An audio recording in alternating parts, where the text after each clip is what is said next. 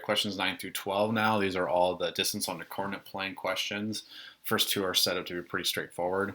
I'm just using a right triangle, so I'm going to go ahead and start. And so question 9, I'm going to put a point at 2, 3. So I got a point right here, and I'm going to put another point at 6, 5. Okay, then I'm going to go ahead and connect these. Call that C. That's my hypotenuse, and then I'm going to make 2 legs. So there's my horizontal leg, there's my vertical leg. Count now. 1, 2, 3, 4. 1, 2. Okay, so those are legs of my right triangle. Go ahead and set up the Pythagorean theorem and solve for C. 2 squared plus 4 squared equals C squared. So 4 plus 16 equals C squared. 4 plus 16 is 20. Okay, I know that's going to be between 4 and 5. Basically right in the middle, so square root of 20 is, say, 4 and 5/10. So we'll say there's approximately 4 and 5/10 units. So there's our first one. All right. We're going to use a similar technique with the second one. So we're going to put our points down. So we're negative 4, 3. So 4 to the left, 3 up. And then the second point is at 5, negative 2. So we're kind of going across a couple different quadrants. Okay, I'm going to go ahead and insert my line, connecting the points. Here's my line. And then I'm going to call this line C. And then I'm going to go ahead and draw my 2 legs. So my first leg is going to be this vertical line right here.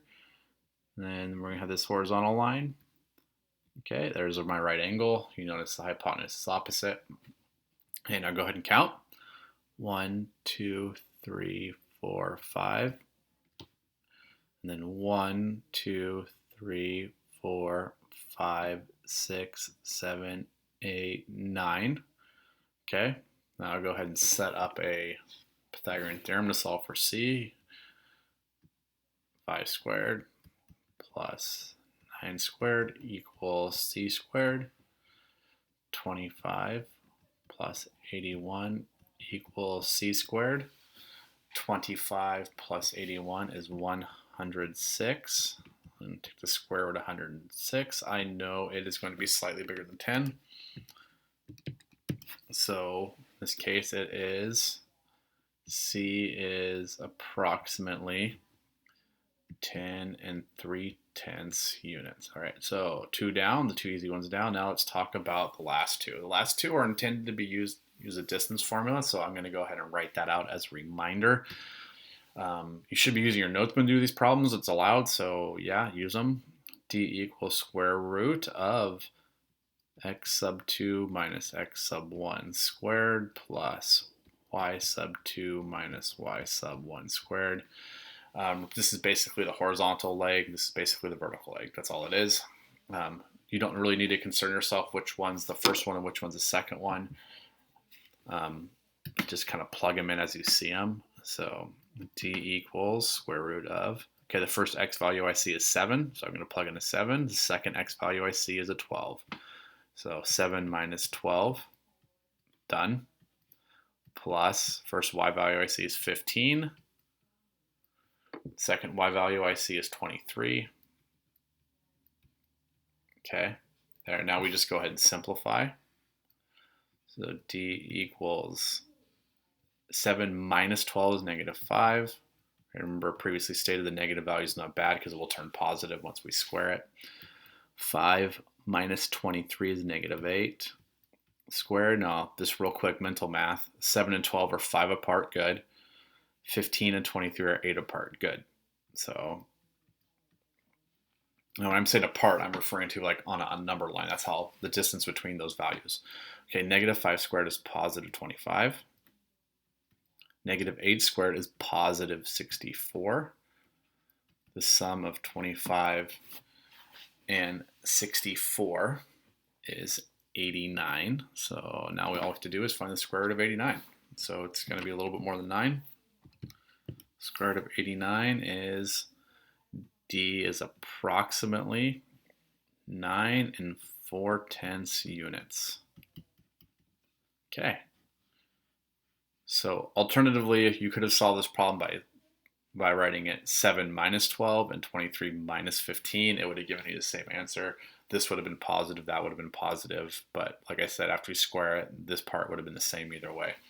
So the key is that you have all these positive values here. All right, next problem. This one involves negative values, which makes it a little more difficult. You just have to make sure you're careful when you plug the values in. I'm going to use the same technique. I'm just going to start on the left side and kind of work my way through with the x and y values. So the first x value I see is negative 13. So I'm going to put negative 13 in there. I'm going to cross it off. I'm going to subtract from that 14. That's going to be squared. Okay, now I look at my y values. I have 11 minus negative 17. So make sure you either change that to an addition problem or put that in quotations. Okay, negative 13 minus 14 is negative 27. On a number line, negative 13 and 14 are 27 units apart, so that makes sense. Okay, and then since I'm subtracting a negative, I really have 11 plus 17, so this would be 28 squared.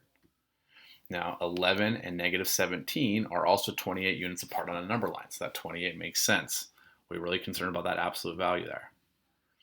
Okay, negative 27 squared. Negative 27 squared is 729.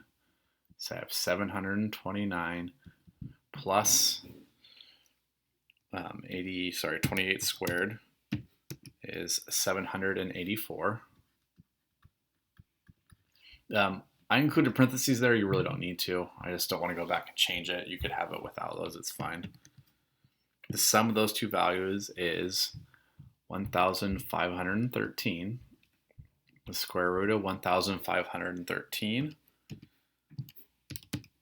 is 38 and 9/10. So 38 and 9/10 units.